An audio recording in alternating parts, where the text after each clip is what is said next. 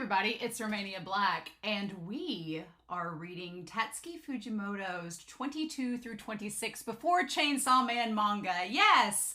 So this came out in April of this year, and I've had several extras that I've wanted to get done for the channel in June, and this was one of them. So I recently read it was 17 or 18 through 21, which was the last set of short stories that the mangaka Fujimoto did before he created Chainsawman, which is the big, breakthrough hit. But I've also read Just Listen to the Song, Look Back, and Goodbye Eri, which you can find reactions to on this channel along with Chainsawman. But I really like Fujimoto, and I finished Fire Punch recently, which was his other big serialized work. So I really like Fujimoto. I've said this in previous reactions. He's like the Quentin Tarantino of manga and anime. He has such a distinct style and way that he storytells. It's not just the style that he has, but it's the way that he does storytelling, where he mixes the real with the fantastical and makes you question what is reality, what is fantasy, what is hallucination, what is, actually figurative things that are happening, what are literal things happening. He just does lots of different things with his storytelling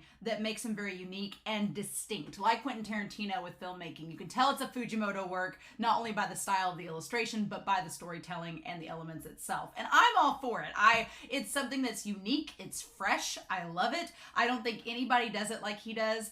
And he's very unapologetic about it. He just does it, and he's like, yeah, so what, right? Because that's kind of what's refreshing about it too. He doesn't have to explain it. He doesn't have to explain himself. He's just like, here's my concept.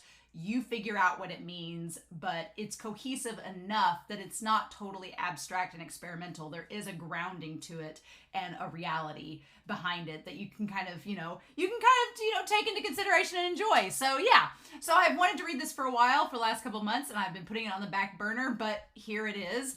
In a couple weeks, we're going to be doing a live stream talking about all the Fujimoto works that I've read, talking about Chainsawman, talking about Fire Punch, mainly about Fire Punch, but obviously other Fujimoto works are going to come into play. So that's going to be a lot of fun as well. I'm probably going to have to get a moderator for that chat because I don't want spoilers for Chainsaw Man's manga coming out, and I don't want trolls on there being ridiculous. So hopefully that's not the case, right? Hopefully that doesn't happen, but I am really excited to talk about Fujimoto on a live stream with y'all, but I'm also excited to read this. I've already prepared myself. In every Fujimoto manga that I've read, I've cried, so he's just one of those creators too that there's emotionality to it, and for some reason it resonates really well with me. I can't quite explain it in words, but there's some things, the way that he approaches certain topics, they are topics that have personally affected me, and maybe that's why I like him so much, because I find a personal connection with his writing, and just something about it. In every manga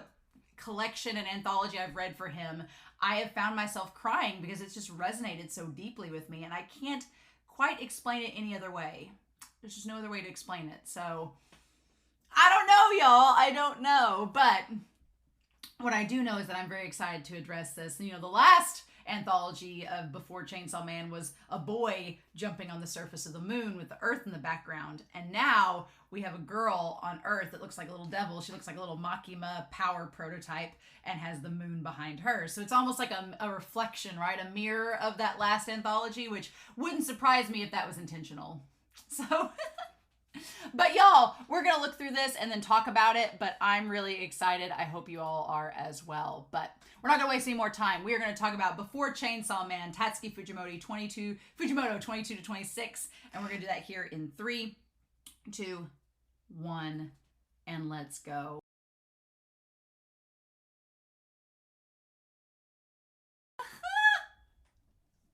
About that, wow, okay, so these 4 stories, I didn't cry. I almost cried about that damn fish at the end, and I was like, are you kidding me? But no. So these 4 stories were really interesting.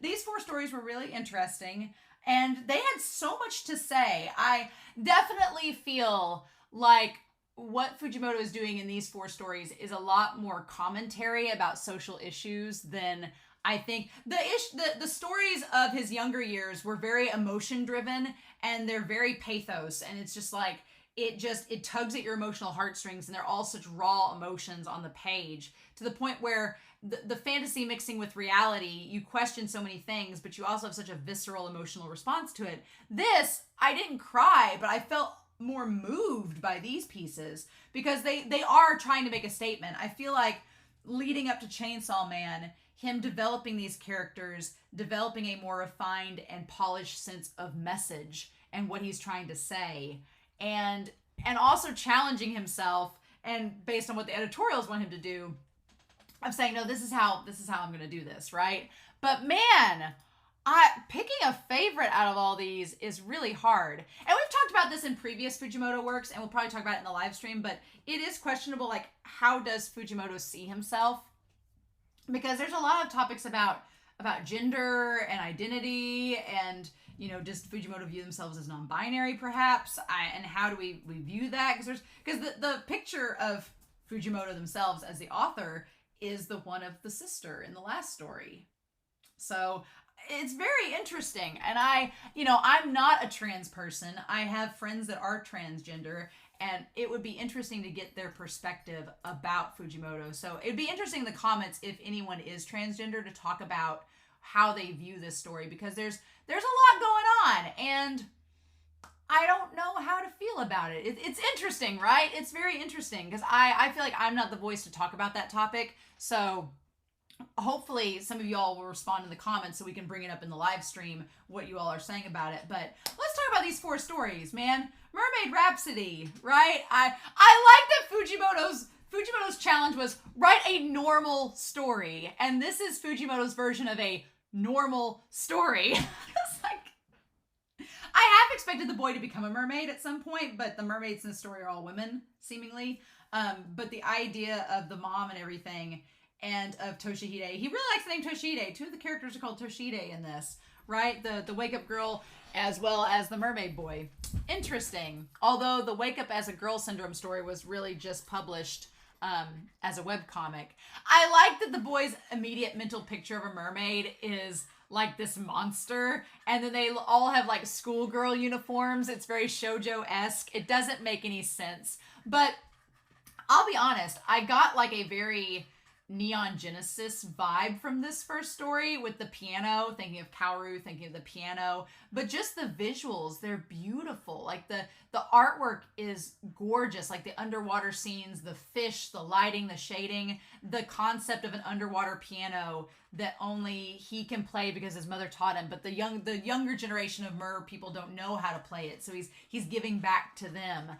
This idea of culture being imparted to an outsider, seemingly, and then that culture being brought back to the people is something really neat, right? You see that happen where it's kind of like we have like the white savior syndrome in a lot of Western narratives, where like an indigenous people, their culture is revitalized by like a white savior figure, and it's very much, you can tell the nationality of the people who wrote the story, right? But what's kind of cool about this is it takes that kind of like savior outside the culture narrative, and then it ties it to the narrative and brings it back in a fresh way. It's interesting, right? It's, not Pocahontas, but it's kind of have a similar nature to it in the story. And I kind of love the theme of, it's very romantic. It's like these 2 middle school kids falling in love, and then he realizes that he's falling in love the same way his own dad fell in love with his mom. Like, that's really sweet. I thought that was really cute. And I love Fujimoto writing these tough girl characters, like these very fleshed out, girl characters that are not like, not passive or damselly. They still have this femininity to them, and they still maintain this like elegance to them, but they're at the same time very strong-willed, strong-centered characters that are not weak in any way. I like that juxtaposition, because usually, and I'm sure we've talked about this in other reactions, usually it's a very trope thing to do to make the tough girl this like big, bombastic, like, even if they're not like butch necessarily, even if they're not that, they're usually like these big, powerful Amazonian women. Whereas here, no, it's this little shoujo magical girl that has the tough persona, right? And I like that in the same turn, Toshihide isn't presented as effeminate or anything. He's a boy. He's very much like, I like what Fujimoto does with gender to not try to subvert while not subverting, if that makes sense, right? Because he doesn't try to, like, you know, change the story or change the wheel. He just presents these characters as they are, and they're fleshed out and dynamic, and it's really cool. I love that about it.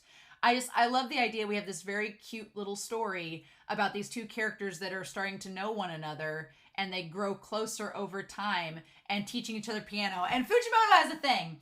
Fujimoto has a couple tropes. Like, art school is a trope. And also, like, splashing in the water is a trope. I think in every anthology, we've had a water splashing beach scene in literally every Fujimoto story. It's happened in the Chainsawman trailer. It's happened in Goodbye Eri. It's happened in this. I think it happened in the other anthology. There's been a water splashing up on you. Like, Fujimoto finds that obviously highly romantic. We even had it in Fire Punch too. So Fujimoto finds that to be like one of the most romantic things that you can do, apparently. And so he does it in every single story. But it's fine. I really like how fun it is. And Toshihide saying, like, I am scared of you, but I love you, so if you hurt me, it'll be okay. And that's when she senses the shark. And the crazy thing about it is that, like, the mermaids are presented as being this threat because they instinctually react to... A lot of these stories deal with the idea of our instincts and those instincts and how we naturally react to a situation making us scary, and the idea of overcoming that fear by communicating and addressing it head on, right? I like that this story focuses on you can either let the fear control your actions or your actions control how you handle the fear, right? Because Toshihide, the reaction is, oh, well, this mermaid attacked you because of the blood, so stay away from the ocean, stay away from her, don't get near them. It's sort of a metaphor and a message of when you get hurt by someone, one of the reactions is, well, just stay away and never touch them again. Just stay away and then you won't be bothered by them. But that doesn't change the fact that they exist, and it doesn't change the fact of how others interact with them. So I like that Toshihide, rather than stay away from Shiju, he decides to go and visit her and address it head on. And she wants to address things head on too. They both want to communicate and say, hey, I'm sorry, I didn't mean to hurt you. It just happened. How do we move on past this? And it ends up working out. I'm not going to lie. I was fully expecting this first story to have a horrible... I was expecting all these stories to have bad endings. But I guess Fujimoto, in his older age, is like, I kind of want happy endings. Which I'm glad about, because he gives these primarily happy endings, and I'm like, oh, thank God. I was like, I don't want a sad ending today. And then I like the conversation that the son and his dad have, and the dad admits that I was able to tolerate your mom because I loved her so much. And then he lets the son like Love Actually go to find Shiju and play the piano. And then he almost drowns. But that one cover spread, the double spread of all them watching him play piano, is so well done. And then he sees his mom. And I like that we see that his mom looks like all the other mermaids. She looks like all of them. It's really cute. We won't question the logistics of how he was born or anything like that. Not important. Not important. But yeah. And then, yeah. And then him and Shiju stay together. And it's just like very Little Mermaid, where he just keeps going back after school and helping the mermaids learn piano and all that. It's very cute, but I like that Fujimoto writes this really cute, quirky story, and he's like, that's the most normal I'll ever get. And it's like, yeah, okay. Sure thing. Now, Woke Up as a Girl syndrome feels so damn topical. So damn topical. And it was a webcomic, so that the webcomic aspect maybe explains the style of the panels and the way that it's drawn, because it feels more page-like as the structure goes. But yeah, and he says this wasn't all a thing. So you have Woke Up as a Girl syndrome, and there is no cure. I love that that's the thing. The cool thing about this story is it is a very blatant social commentary. I don't know if Fujimoto doesn't say a lot about it in this, but I'm like, this is about a social commentary about sexuality and how your sexuality is not a choice as it can get, right? It's fascinating because, yeah, we have Toshihide, who is like, I'm a girl now. I'm in this body that is not me.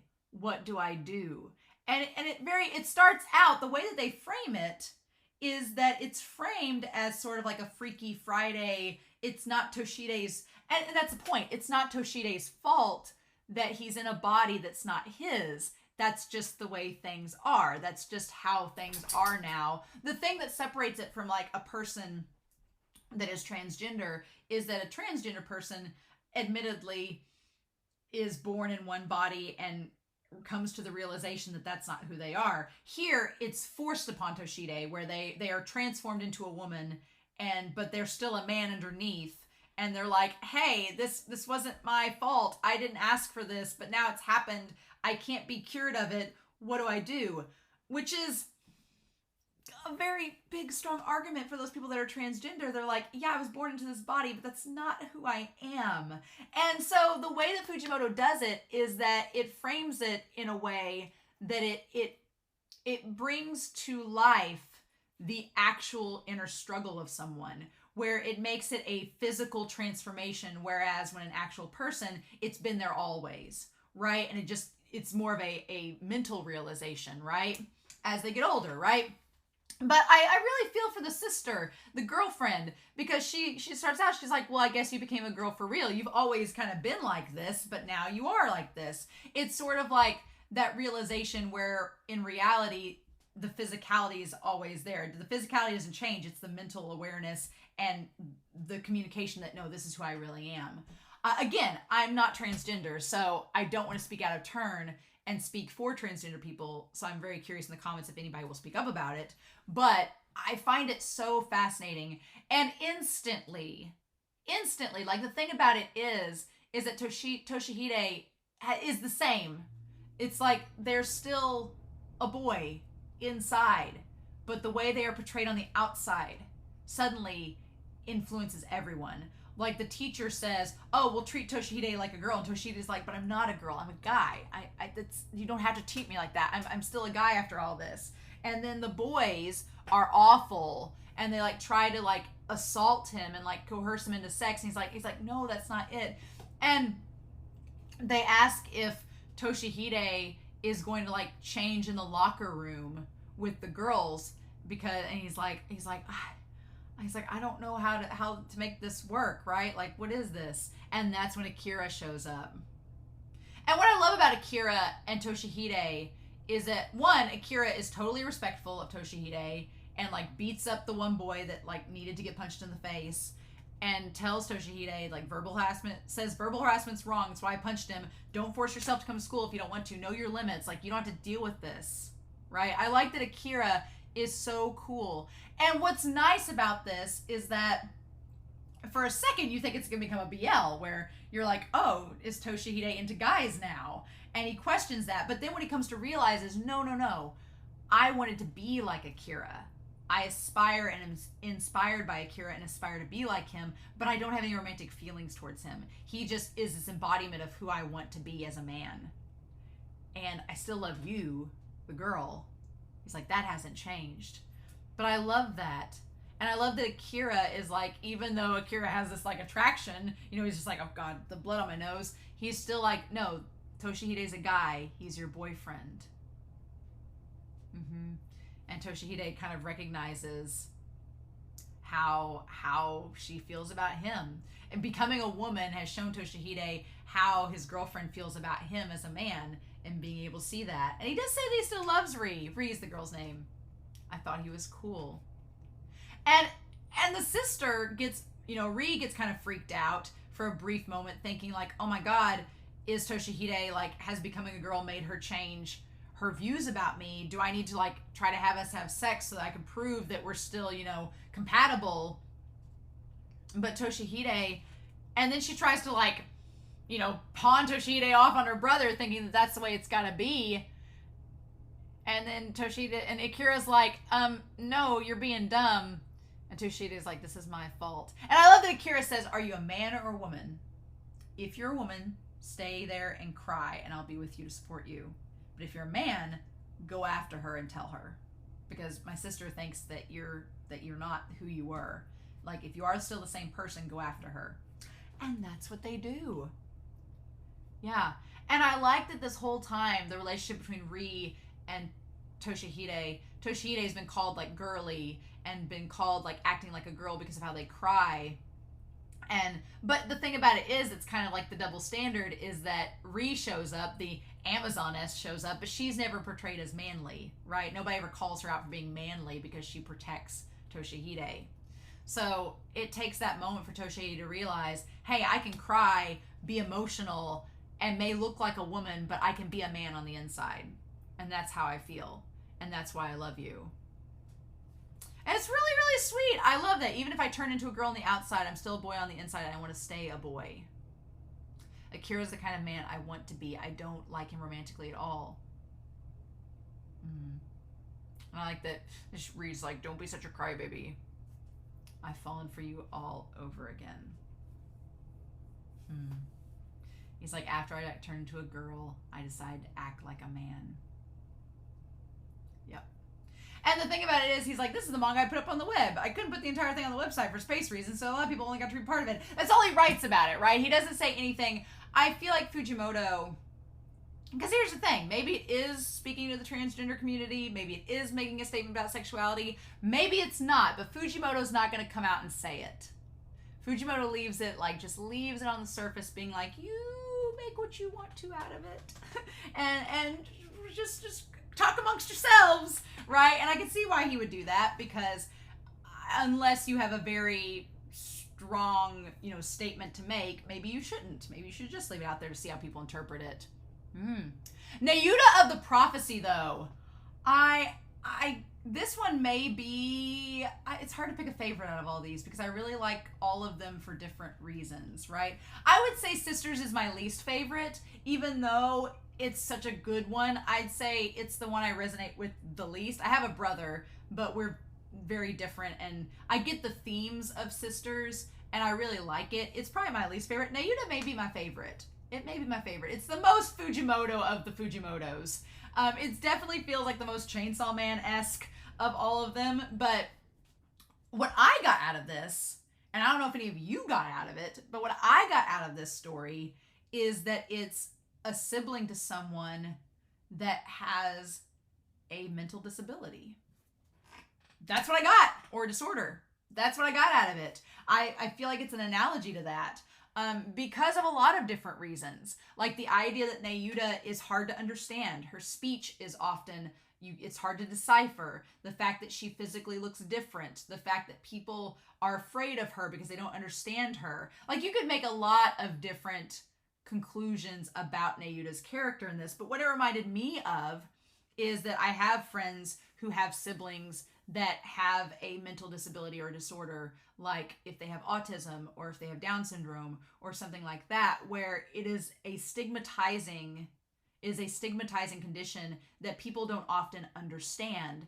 And because they don't understand and because they don't communicate to understand, they make assumptions. And those assumptions are often dangerous to that person, right? And so I feel like this is a fantasy look at that situation, because Nayuta, as her brother Kenji comes to find out, she's not actually, she communicates in a different way, and it sounds a bit distressing at first when she's like blood slaughter, like all the time, or blood splatter. And she came into this world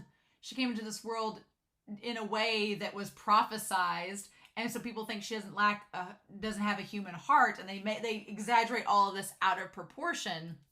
But I like on the TV screen, it says, many believe the prophecy. Up next, soccer. Fujimoto has to make it funny just a little bit. Just add that little twinge of humor.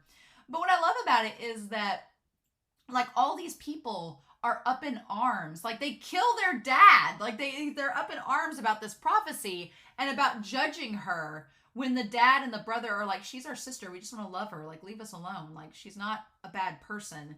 She's just hard to understand. Right? And I feel like it doesn't just have to be a person that has a mental disability or a learning disability or whatever. It could even be if you have a sibling or a family member that has been prone to a violent act, or maybe they've been incarcerated or something like that. There is a stigma surrounding them that paints them as being irredeemable monsters. And the family are like, they're our family. We've got to support them.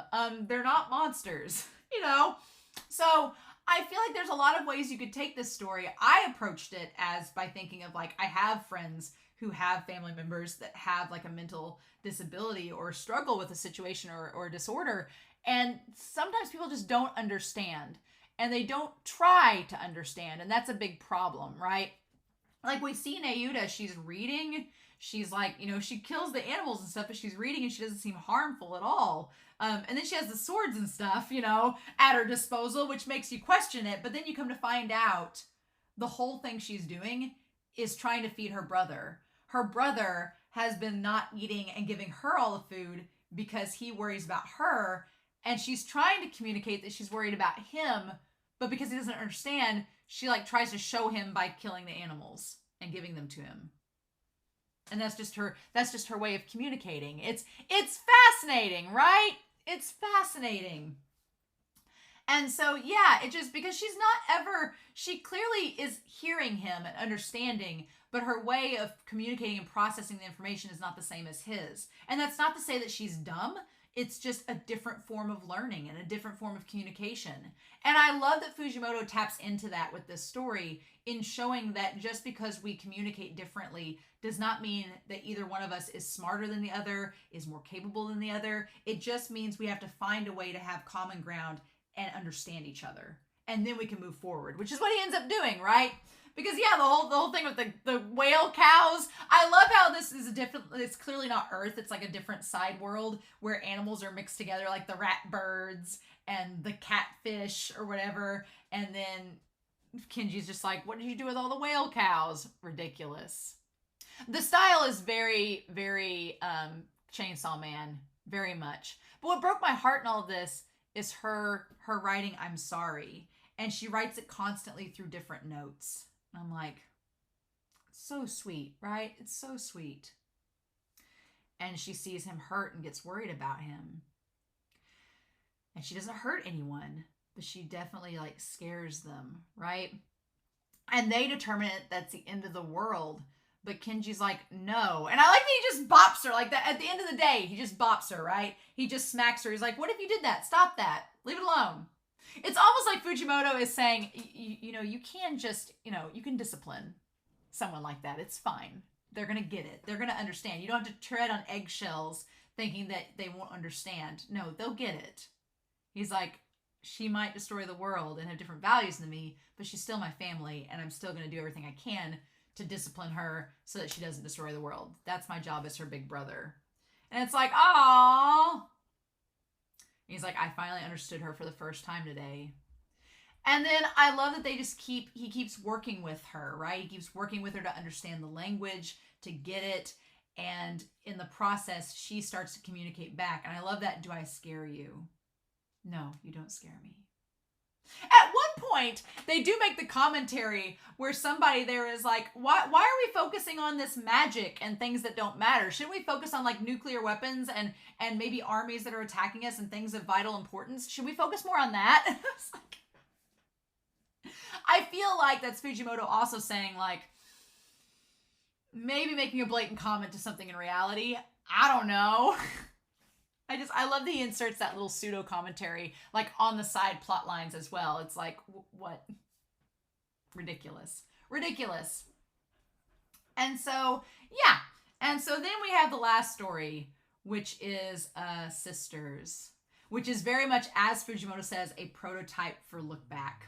You can tell, you can tell that the prototype is there. The prototype between the two sisters is very similar to the prototype between the two that are in the other one, right?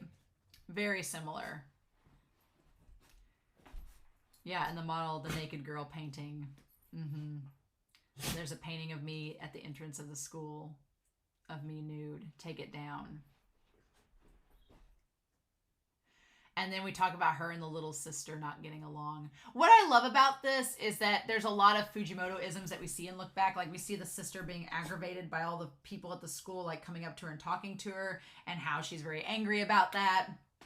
We see the idea of the family getting behind the photo and being all excited about it. And she's like, oh my God, I'm so embarrassed. But then there's the idea of these two sisters. And the one sister was just painting because she aspires to be like her sister. And she also wants her to talk to her and understand her again. And she just can't quite understand it.